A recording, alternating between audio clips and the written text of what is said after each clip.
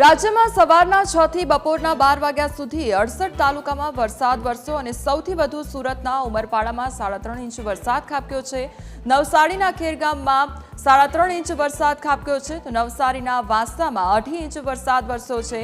વલસાડના કપરાડામાં 2.5 ઇંચ વરસાદ ખાબક્યો। સુરતના કામરેજમાં 2 ઇંચ વરસાદ વરસ્યો। નર્મદાના ડેડિયાપાડામાં 2 ઇંચ વરસાદ ખાબક્યો તો ડાંગના વઘઈમાં 2 ઇંચ વરસાદ વરસ્યો છે। નવસારી ગણદેવી અને ચીખલીમાં 2 ઇંચ વરસાદ ખાબક્યો। તાપીના ડોલવણમાં 1.5 ઇંચ વરસાદ વરસ્યો। નવસારીના જલાલપુરમાં 1.5 ઇંચ વરસાદ વરસ્યો તો સુરતના ઓલપાડમાં 1.5 ઇંચ વરસાદ ખાબક્યો। તાપીના વ્યારામાં 1.5 ઇંચ વરસાદ વરસ્યો છે। તો મેઘરાજાની જમાવટ જોવા મળી રહી છે અને રાજ્યભરમાં વરસાદી માહોલ જામ્યો છે ત્યારે વલસાડના કપરાડામાં 2.5 ઇંચ વરસાદ ખાબક્યો છે તો જળાશયોમાં નવા નીરની આવક પણ થઈ છે તો ધોધના આહલાદક દ્રશ્યો પણ સર્જાયા છે। બીજી તરફ કામરેજ અને ડેડિયાપાડામાં 2 ઇંચ વરસાદ ખાબક્યો છે। આ તરફ નવસારી ગણદેવી અને ચીખલીમાં 2 ઇંચ વરસાદ ખાબક્યો છે તો રાજ્યભરમાં વરસાદી માહોલ જામ્યો છે।